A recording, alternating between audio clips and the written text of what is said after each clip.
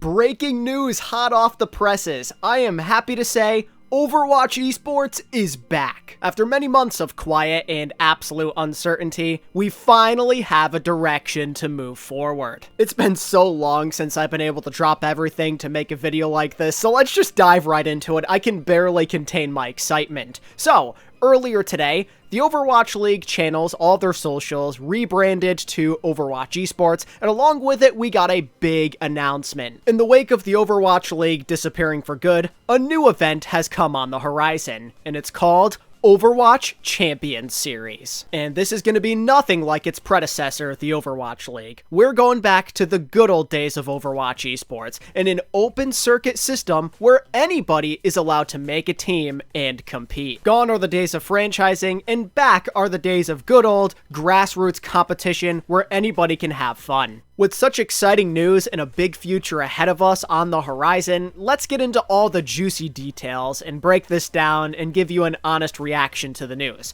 So, the Overwatch Champions Series, believe it or not, is going to begin in February and March.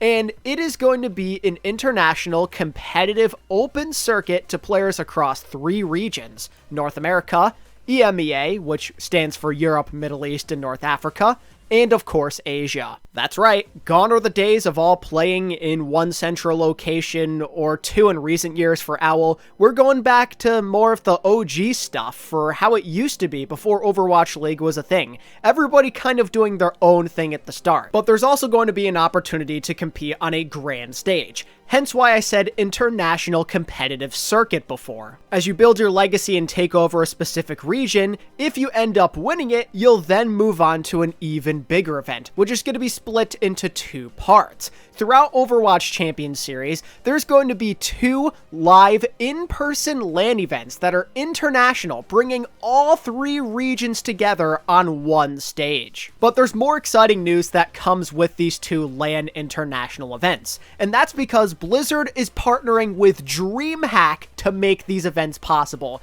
DreamHack is going to be the venue for both of these tournaments. DreamHack is an absolutely massive convention, which means that could get some huge exposure both from Overwatch and non-Overwatch fans alike. The first tournament is going to be held in DreamHack Dallas at the end of May and the start of June, but with DreamHack also means something very exciting for the European fan base. For the first time ever, you guys are getting an international event. In Sweden, at the DreamHack stage, they're going to be playing the first ever Overwatch Champions Series finals. Finally, all EU fans and their cries for help have been answered. It's long overdue, but you can finally rest. For all my EU fans that have been suffering throughout the years, I'm glad you're finally getting your time in the spotlight. You deserve this. It's been way overdue. We needed some kind of EU event because there's a very passionate fan base in that region, and I'm glad that they're finally delivering on one of the grandest stages possible. So that's some of the major peaks that we can look forward to, but there's so many other interesting details that you've got to look out for that are worth explaining. So let's dive into some of these regional formats to give you an idea of what to expect. The first thing to note based off of the calendar is that it seems they're really going to try their best to stretch out how much competition we get throughout the year. That's always been a problem that people have complained about, and in their YouTube video, they talked about that. They explained that they've heard that complaint and that they're trying to find ways to address that so we have shorter off seasons, and this is their idea of how to fix that. Starting from February all the way until November, with a bit of a break with June and July, we're going to have a lot of gameplay and tournaments and various matches to look forward to. Let me map this bad boy out for you so you can get a better understanding of what's going on. So as you can see, and sometime in February, that's when stuff is going to start to get going with Asia. They're going to start their initial qualifiers, and then North America and Europe will follow in suit at the start of March. From my understanding of the roadmap, so to speak, it's going to be 2 halves with 4 parts. Each month kind of has its own thing going on with the exception of the breaks that lead up to both majors. So like March is going to be its own thing with the qualifiers to start, and then the main event where you can try and do well in these tournaments to earn points and rise up the standings, and then it kind of starts all over over again in April the following month, where again, you accumulate points, rise up in the standings to try and make your way into the major. NA and EU differentiate themselves from Asia, so we're going to break down what both of those regions look like super duper quick. So with NA and EU, they're going to share a similar format. When looking at the roadmap, think of this as a separate thing for Stage 1, Stage 2, Stage 3, and Stage 4, okay?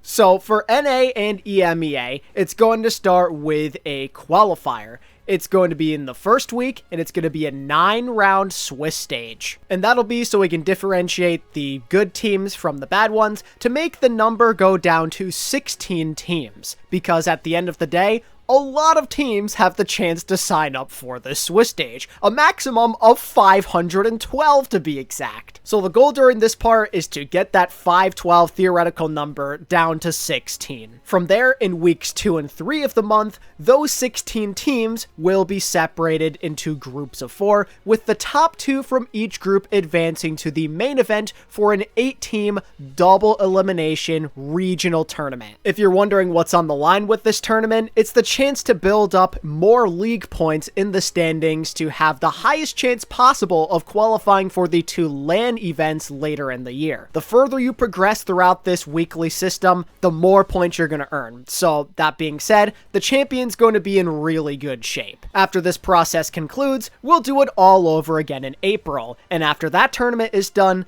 the best teams in the standings go on to the major in Dallas. Then after a 2-month break, rinse and repeat. Stage 3, same process. Stage 4, same process. All in hopes of making the first ever final held in Sweden. All that I think makes a lot of sense, and it's a pretty good system. It gives a bunch of different teams the opportunity to compete and rise up the ladder. I think it could be really cool to see some of these NA and EU super teams go at it, and maybe see some new faces come out of nowhere, now that they finally have the chance to compete in an open system without franchising or a really terrible qualifying process with Path to Pro. I'm all for this, as it gives us the chance to continue to watch the faces we love, and maybe watch some new guys come onto the scene, and slowly but surely they'll become our fan favorites. I love this idea a lot. When it comes to Asia though, they're doing things a bit differently. Instead of having 4 stages, like a 1 thing per month type of deal, they're gonna have 2 stages that last 3 months a pop. The reason they're doing it this way is because their region is a bit more unique and they have their own separate needs, so they're going to be breaking things down into 3 regional subdivisions, being Korea, Japan, and Pacific of course, and each subdivision's going to host their own tournaments on the way to the big Asia events later on. At the start, they're going to have their own open qualifiers, just like with NA and EU. This part of the qualifier for each subdivision will be held online, and it's unclear if it's going to be a Swiss stage or if they have some kind of other setup in place. Maybe that'll be more apparent later on, but regardless, the top 9 teams from Japan and Korea, as well as the top 8 from Pacific, will then move into their own regional championships. From there, we're going to have a couple of teams represent Korea, Japan, and Pacific in the Asia Championship, and what I find interesting where things get different compared to NA and EU is that there's no standing/point system implemented here. You have to do good in the Asia Championship to get into the international events that are being held at DreamHack. The top 2 teams only are going to make it through. That's not a lot of representation, so the competition is going to be more heated and more tight than ever before. And there's a lot of damn good competition over there, a lot of extremely talented individuals and teams most likely. So man, the fact that only a couple of teams get to go through is wild. But what I find really cool about this setup, especially in the regional and Asia championship part, is that a lot of it is going to be in Korea on LAN in the WDG Esports studio. It's not the same exact vibe as Apex, but it gives you similar flashes. It gives you that hype of seeing those Korean LANs. They did really good with hosting the Midseason Madness, and with the Flash Ops event recently, they know what they're doing over there. It's some good stuff. There's a lot of heated rivalries that can take place, especially between the Korean guys again. Again, reminds me a lot of Apex in that sense. We're going back to those days. That's pretty much a breakdown of what the post-Overwatch League era is looking like. That's what we can look forward to in the 2024 calendar year. There's a lot of questions that have to be answered. We don't know how successful this is going to be, but the fact that we're trying and there's something in place makes me more than happy to see where this goes. The fact that we're not going to sit in the dark any longer and there's some kind of coherent plan is great. It's going to get people motivated to play again, and we're still going to get flashes of what Overwatch League was like and the predecessors before it. I understand that there's still a lot of things that haven't been questioned, and some people are upset in some aspects, like with South America not having anything. It's not a perfect system, but hopefully over time we can expand upon this and see some success come through. There's a lot of potential, as a lot of the stuff that happened pre-Overwatch League was really cool, and it's giving me similar vibes to that, but again, with its own unique twist that kind of brings everybody together in the end, so we still get that top-tier competition that we kind of lack thanks to Overwatch League being over. Everybody has their own thing going on. Each region curates to its own needs. They'll probably have their own broadcasting stuff and their own talents to look after it. Everybody's going to be happy. They can watch games in their own time zones without having to complain there's nothing else to watch. It's great. And there's a chance for some real legends to be born, a lot of epic stories to be forged in the history of Overwatch Esports through all three regions, and eventually going together for the international competitions. I mean, the fact that there's no franchising and people not being stuck playing on specific teams opens up a lot of possibilities for the teams that we could witness, whether they be people we've never heard of before, or a lot of our fan favorites teaming up to make super teams like we saw in the Flash Ops event. Literally, it is endless in terms of what we could see, especially because anybody can join this. It doesn't really matter. Streamers, pro players, aspiring pro players, everybody has an opportunity. It doesn't really guarantee you're going to go far, but the fact that you have a chance to prove yourself is great. It gives an opportunity for a lot of new faces to rise up the ranks that just never had the chance because of contenders